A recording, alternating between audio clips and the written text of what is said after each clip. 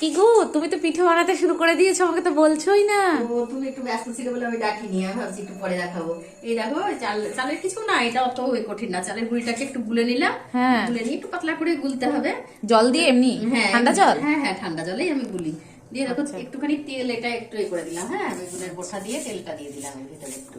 আচ্ছা, দিয়ে একটু এটাকে ভালো করে তাতিয়ে নিয়ে তখন এই যে আমি বাটি দিয়ে দিচ্ছি, কাপে করে দিলেও হবে, একটু ছোট করে।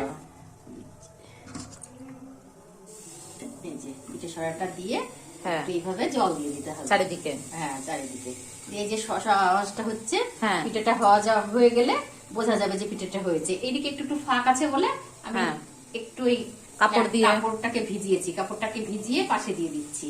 তাহলে ধরো যদি কোনো ফাঁক টাক থাকে তাহলে আর যার যার মানে কারো যদি ফাঁক না থাকে তাহলে কোনো অসুবিধা না না। না। আর এইটার মধ্যে কি লবণ টবণ কিছু দিয়েছিলে? কিছু দিই না, লবণ টবণ কিছু দিই না, এমনি। আচ্ছা, শুধু চালের গুঁড়িকে এমনি জল দিয়ে গুলে নিয়েছি পাতলা করে। আচ্ছা, দিয়ে পিঠে করছি। এটা ঝোলা গুড় দিয়ে খেতে খুব ভালো লাগে, খেজুরের। ঠিক আছে, দেখি কেমন করে হয় এটা। দেখো চারিদিকে ধোঁয়া উঠছে, দেখি হচ্ছে কিনা। সাকসেসফুল হয়েছে কিনা দেখা যাক। এই যে বাহ, এটা আরো ফোলে। এই পিঠেটার নাম কি? এটা হচ্ছে সরা পিঠে। আচ্ছা, এই দেখো এই পিঠেগুলোর, এই দেখো জালিগুলো যাতে দেখা যায় বাইরে থেকে, পুরো দেখা যাচ্ছে ভিতরটা, তবেই এটা পিঠেটা হয়েছে বোঝা যায়। আচ্ছা, এই ঝোলা গুড় দিয়ে এটাকে খেতে হবে। হ্যাঁ হ্যাঁ, এটা তুমি দুধের মধ্যে ফেলেও খেতে পারো, দুধেও খুব ভালো লাগে। তাই? হ্যাঁ হ্যাঁ, এগুলোকে দুধে দিয়ে একটু ফোটাতে হবে।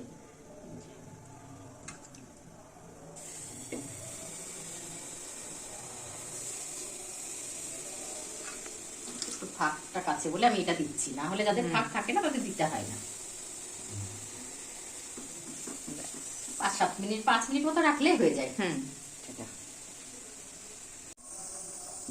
আচ্ছা মা, তুমি কি করে বুঝছো যেটা হয়ে গেছে পিঠেটা? এই যে ধোয়া বেড়াচ্ছে চারিদিকে, আর এই দেখো তোমার এটা নিয়ে পড়ে গেল।